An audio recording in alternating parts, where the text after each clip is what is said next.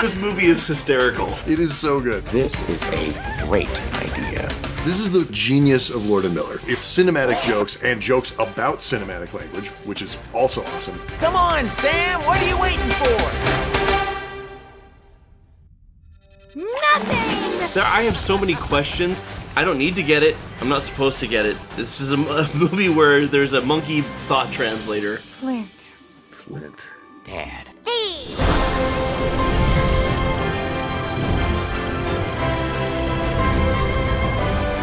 Alan is making a feature film. It's a horror comedy thriller, and you can help make it happen. This is true. We have a crowdfunding campaign. It's over on BackerKit. It's also in the description, and you can help us make this scary kind of movie that's also funny.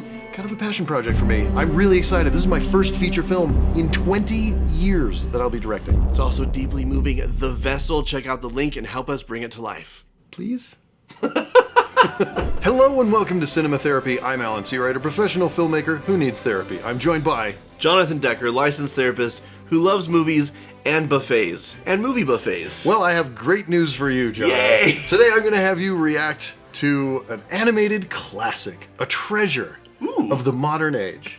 Chancey of a Ball of Meat. I mean, Cloudy with a Chance of Meatballs.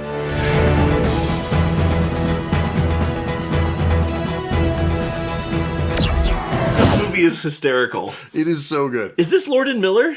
It's Lord and Miller. It's their first film. It's got their fingerprints all over it. Little did we know we were in for this for the next 2 decades and hopefully 2 more after this. Because holy Wonderful. crap, what a great movie. So I'm assuming we're looking at some father-son dynamics. Maybe a little relationship stuff too. All right, probably between some Flint self-seeing. and Sam Sparks. Rock on, let's do it. All your technology stuff, it just ends in disaster. The rappers, yes, they I escaped once and dated a bred girl this whose dad rivalry. looked like I that. took care of that problem and It No, didn't no last long. eyes, just, Yeah, I was- just big thick eyebrows.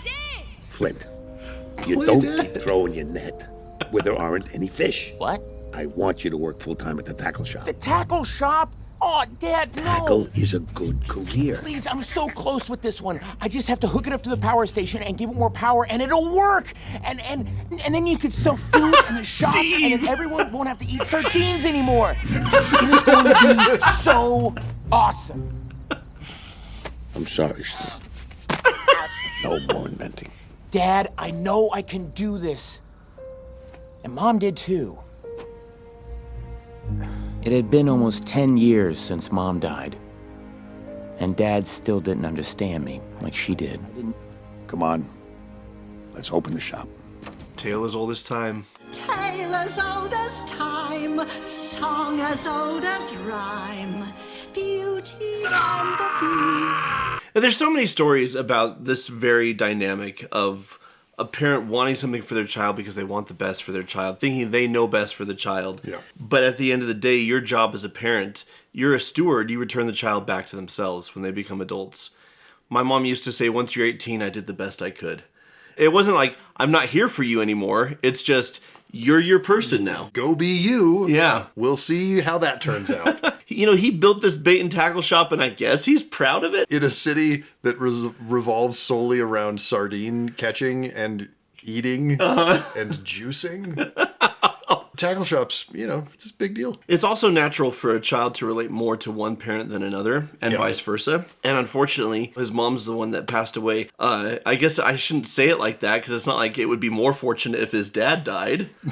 Either choice is bad. Either choice is bad. And Tim struggles with connecting with his son in a way that his wife, it just came very naturally to her. In a family like this, family therapy is all about building the bridges of, okay, you can't just love the person in front of you the way you want to love them, the way it comes naturally. You need to love them the way that they need. And that requires curiosity, it requires humility, and it requires the willingness to make the effort.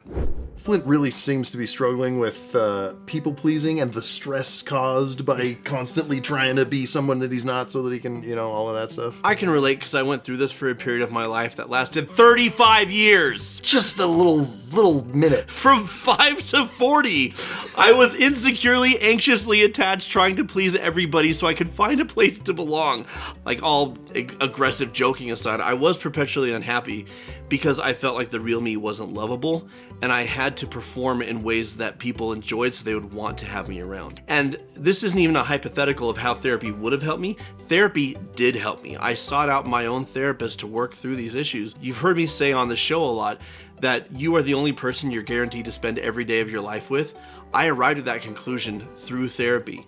And as I treat myself with self-compassion and acceptance, I could be genuine and authentic and then find the people who choose me and want me. It's a huge game changer. And today's sponsor, BetterHelp, can help make starting therapy easier, because one of the toughest things is finding a good therapist. Maybe not for him. I assume you knew a couple people. I had an ear to the ground. Okay. But for you at home, just take the quiz and get matched with a licensed therapist quickly. And if the therapist you're matched with isn't the right fit, you can switch at any time for no extra cost. Click the link in the description or go to betterhelp.com/cinematherapy to get 10% off your first month of therapy. Tim's and Sons. Okay. There's a beautiful 100%. Hey, Dad, I'm headed There's a back beautiful to the lab. piece of acting you wanna that was come, done by I the can animators. you. He walks up, he's out of focus in the frame, and just does that No little thanks. sigh. It's amazing. That techno food, it's too complicated for an old fisherman. Got it. Could still use your help around here, though, you know. I'm working with the mayor now, Dad. I mean, the town's grand reopening is in like a week. Right. Got it. What are you seeing here, Jono, that, I mean, aside from the obvious of every single fish on the wall is just a little sardine? And featuring Shamo, the world's largest sardine, and his flaming hoop of glory. Poor Tim loves his son. And this is, we talk about the concept of love languages. People say, well, that's not an empirically supported, it's a construct, but it's a construct that really works. People need to be loved the way they need to be loved. Yes. Tim only knows, spend time with me doing what I love. Spend time with me doing what I know. Spend time with me where I'm comfortable.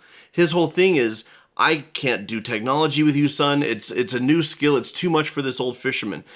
It's not. Tim's plenty intelligent, even though he says Tim's and Sons. But he successfully operated a business for years. Tim's plenty intelligent. But we get into our own heads believing that I'm limited. If it's not something I'm already comfortable with, I don't want to try it out because I don't want to look foolish. And what I always tell people is, everything you're good at now, at one point you sucked at.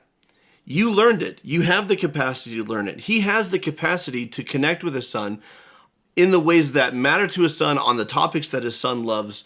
And he just stays in this lane out of insecurity and fear. And it's costing them connection.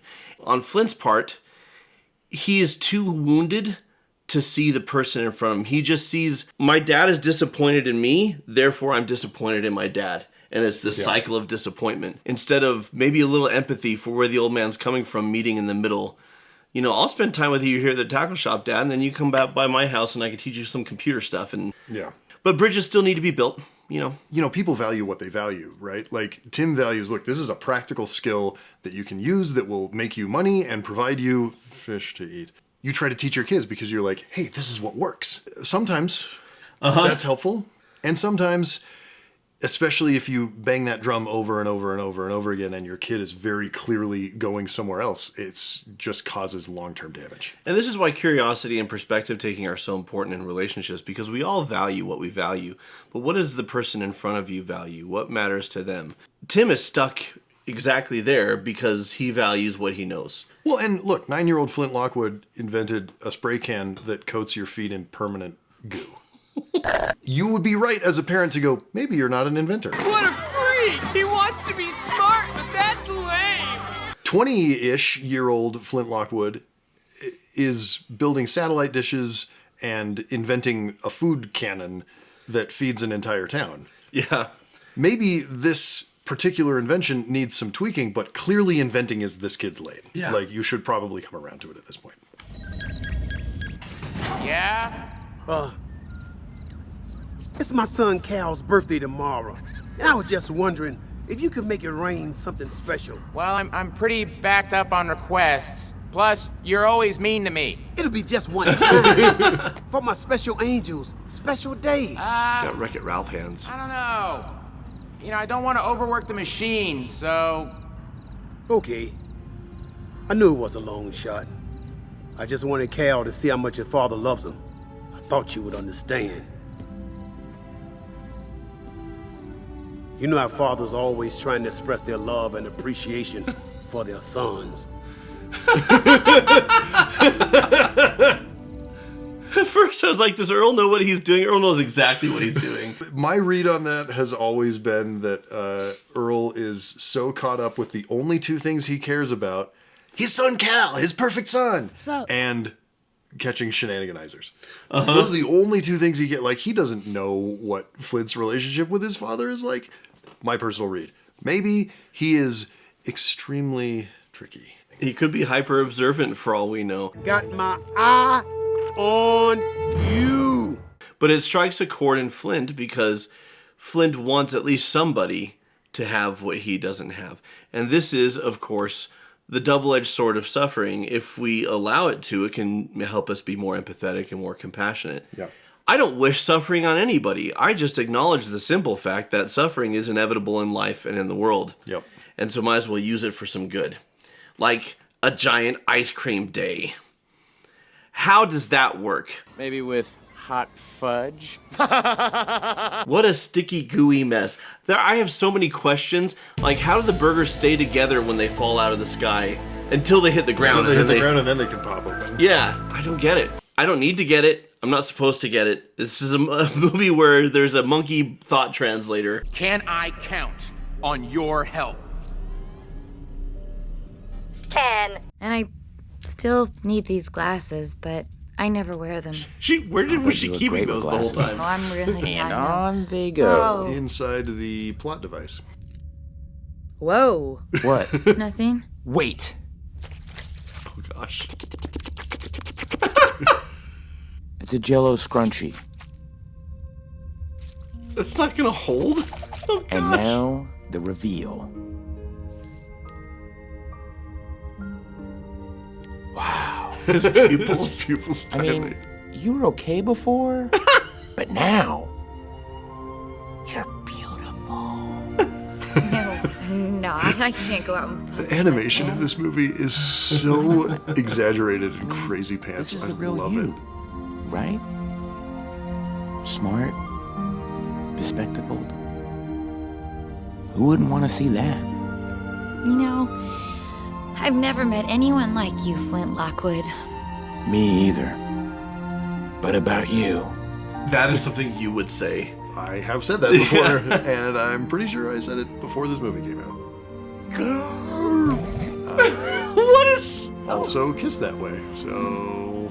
Why is he... Is she... And Jono, what's your favorite thing? You have a call. You have a call. Okay. Is your phone ringing? I hate interrupted kisses. Someone must have Have a changed my ring. call. Oh, it's But this me. one makes sense because it was taking so long. No. Go ahead. I'm so take it. sorry. I just. I mean, the scene's over, Waiting but for I it. couldn't cut it until we get I'm there. just gonna go step outside Getting real late. quick. I love that you can see like the residue of his body on the Jell-O. It's bubbles. That's crazy. It's bubbles in the Jell-O. Sam has been taught by her peers that who she is unlovable, unacceptable. She has to change who she is to fit in, to have belonging. And that's fairly typical for elementary school, high school, and too often extends into adulthood. Whoa, Sam, hey! We love a good storm over here, but you look like a nerd. What Flint is offering her is unconditional love and acceptance, but also he values who she is. Yeah, he values what she has been taught to devalue. And this is what I mean when I tell you to find your people. When you are authentically you, you will get rejected by people who that you're not what they value. It's not what it's not a statement on your worth, it's a statement on their biases. She's found somebody who, when her hair's pulled back, she's got the glasses on, and she says all the smart, intelligent things that are in her head. He's like, ooh, yes, more of that, please. I like that. Yeah. And he says, this is the real you.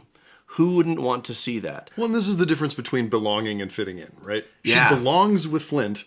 She has been fitting in at the weather station where she's a cute, perky weather girl. Yeah, she's playing a role. And a lot of us play roles, and it makes us miserable because all day, every day, we carry within us this idea of the real me is not lovable, I have to be something else. Don't do that. You were told that probably in elementary school, definitely in middle school. Everybody got told that in middle school. Yeah. You don't belong. You need to fit in. That happened to you in middle school. I don't care who you are, where you went to middle school. It happened. Because 13-year-olds are pieces of shit. You know how the grand reopening of the town is tomorrow? Well, the mayor has asked me to cut the ribbon. He said my invention saved the town. Aren't you proud of me?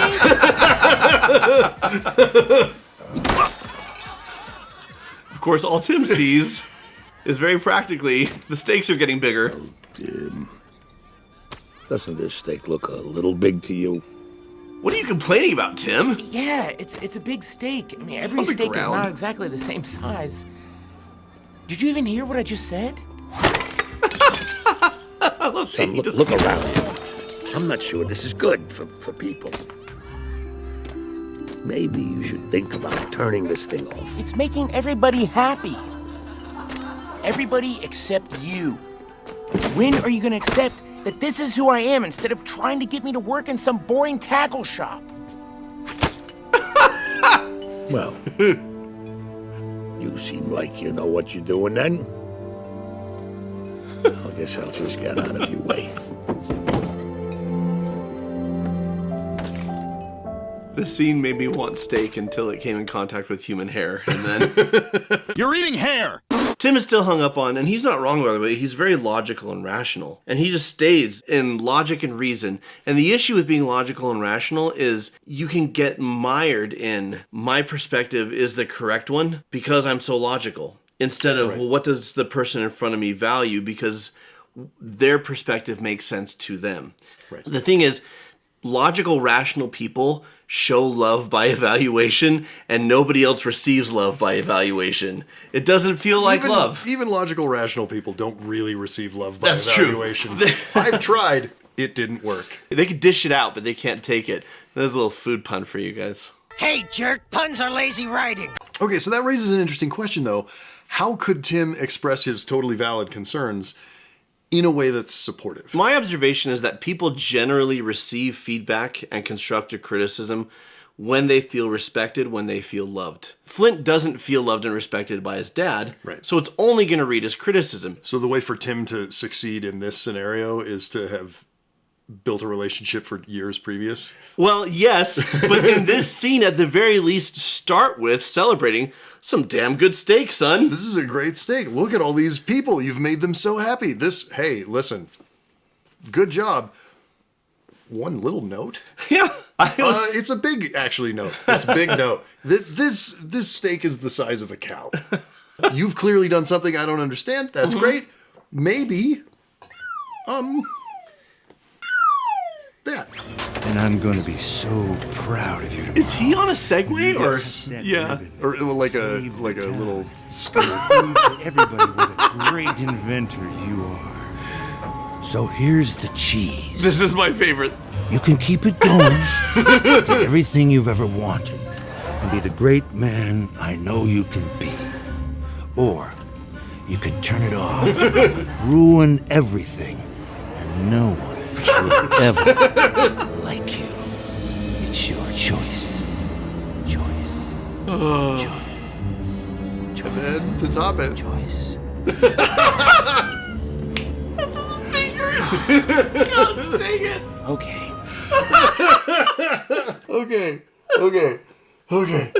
I don't want to explain how jokes work. This is just a master class. Like, Lord and Miller clearly understood, like, oh, having something come in from the side and then disappear is funny. What if we have it impossible? It's in here and then out and in here and then out and then up and then and then and then the undercutting of it's your choice and then the echo. Choice. And then you pull back and he's just like, choice. Then he does the fingers is my favorite. But all of it is in service of he's getting the devil version of what he wants. Yeah. Right? Like, here is someone who loves and accepts me for who I am and what I am and wants me to be even more of it. But is that good? Yeah. I mean, he's the snake in Eden, right? I mean, he doesn't actually care about Flint, but he's very persuasive in pretending that he is. Sure. And, you know, maybe to a point he sees Flint as his golden goose. So as long as Flint does what he wants, then he does like Flint. He does care about Flint. But what he really cares about is the town's success and how that makes him look as a mayor. I want people to look at me and say, that is one big mayor. That's why this has to work. So he cares about Flint as a tool, not as a person. Sure. As a means to the end that he is seeking. And this is why self-worth, we all have it, but actually embracing it, sitting with it, marinating in it, as it were, and allowing yourself to believe in it is so vital. The reason Flint is so easily manipulated here is because the mayor's honing in on you want everyone to like you. Right. Here's how you do it. And if you truly love yourself, then you can make choices grounded in what do I believe is moral and ethical, what do I believe is right, instead of what will make me popular. If you do not think that you have worth, no one likes you, you don't bring value to society, you are wrong. You're just plain wrong. You inherently have worth and are a good person. Yeah. It's up to you whether or not you do good things and use your worth to improve everyone else around you. But that will get easier to do when you understand and believe that you are inherently worth something. Look, son, listen, when your boat is, when it's listing, if it's not running, you know... Don't worry, Dad, I get it. Mom was wrong about me. I'm not an inventor. I should have just quit when you said. So a storytelling trope is you take your hero character to their lowest point. A lot of screenwriting books call it the lowest of the low. He literally threw himself in the garbage. Like Lord and Miller were like, screenwriting book, screenwriting, schmeenwriting book. You know I don't understand fishing metaphor.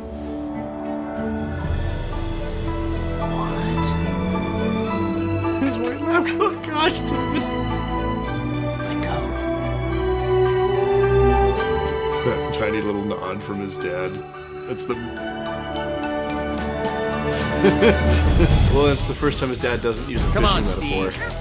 So the implication is he's trying to meet his son halfway by not doing what he's always done and doing what he knows, what he's comfortable with, but instead, what does my son need?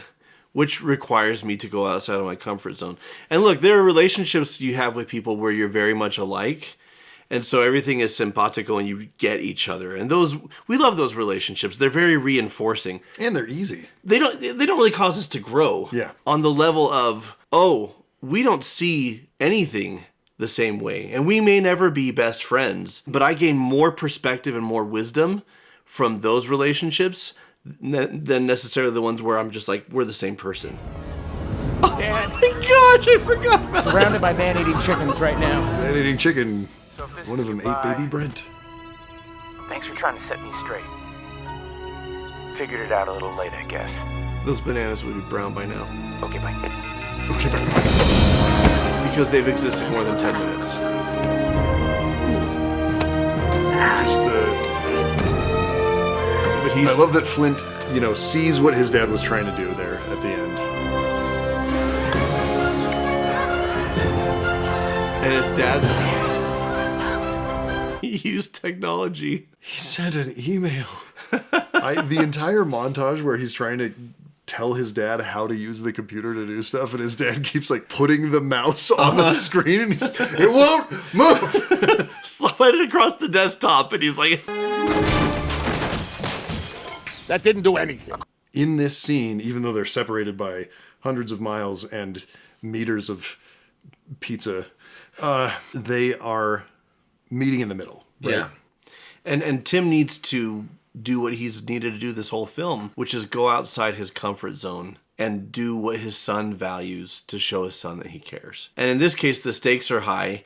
I think it's hysterical that the fate of the world... The stakes are high? Sounds like a Fat Albert joke. I think it's hysterical that the fate of the world is reliant on like a dad sending an email to a phone. The whole audience is like, I don't know if we're gonna get there. They might all die. Well, and I love that, there's this big dramatic moment and this coming together scene, and then they totally undercut it about 3 minutes later where it's like he sent him the rainbow cat gif.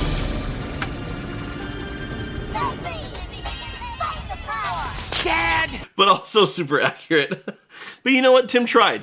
And on a thematic level, when you make the effort to meet someone where they're at and love them the way they need, if it's something you're not practiced in, you're probably going to screw it up. So Flint needs to give Tim grace. You're working on it, Dad. I see you working on it. Still not there, but I appreciate you. Sam. Flint. Flint. Dad. Steve! Flint. Oh. Look, when you cast your line, if it's I love that he has 5 chins. Like they just keep crying out cascading down his neck. I'm proud of you, Flint. I'm amazed that someone as ordinary as me could be the father of someone as extraordinary as you. You're talented, you're a total original, and your lab is breathtaking. Your mom, she always knew you were going to be special, and if she were alive today, she'd tell us both, I told you so. Now, look, when I take this thing off and you hear me make a fishing metaphor, just know that fishing metaphor means I love my son. I love you too, Dad. This is why this is a great movie. The thematic end of this movie is so strong, and it is told with a monkey thought translator. Come on! Well, and honestly, I've never really considered this before, but sometimes this is what a good therapist is, a good family therapist. You're a monkey thought translator? I'm a monkey thought translator. I've had any number of times where I've had the Tims of the world in my office, and they're struggling, and because I'm fresh on the scene, yeah, I can see the effort, and I can also see, because I've worked with thousands of people by this point, I can piece together, this is probably where this is headed. Mm-hmm. But the family member has a hard time seeing it because of so many years of neglect or so many years of hurt or so many years of feeling unseen. Yep. And so I would actually say, if there was no monkey thought translator, I'd say, Tim, do you mind? I think I know what you want to say. Can I voice you for a moment, and then when I'm done, you could tell me if I got it right or not? And then I roleplay, and I'll turn to like the son, and as their dad, I'll be like, and I'll do that sort of thing. Mm-hmm. And then I'll look at the dad and I'll say, was that about right? And the son will look at the dad and like, was it? Oftentimes it is. Oftentimes it's like, I didn't have the words for, but yes, that is exactly how I feel. And other times it gives the parent the opportunity to go, oh, huh. Oh. Maybe that's what they need. You know, a lifetime of fishing metaphors for Flint feels like a lifetime of rejection. What it really is a lifetime of saying, I love my son. Yeah. You just need a fucking monkey thought translator. And what makes it the absolutely peak amount of poignant is he says out loud, yeah, I love my son. Yeah. Like the dam finally bursts and he gets to actually express a human thought with his human mouth. I love this film. I think it's beautiful. I think it's really, really funny. I think the sequel's just as good.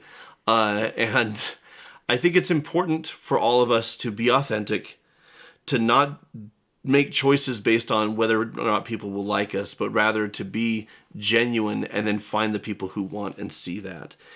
It's also important for us to get outside of our comfort zone and love people the way they need to be loved, not the way that we're comfortable loving them. So until next time. Water goes in and food comes out. It's the fluidives defer. The fluidives defer. The fluidives defer. You say it. Steve! And watch movies. We want to thank our patrons who get extended director's cuts. It's great stuff. You can check it out on our Patreon. People with names like these names. Lucy and Teresa. Just a nerd, but all one word. Gamer Commander. Seneca. Yeri. Seneca was was a senator in ancient Rome.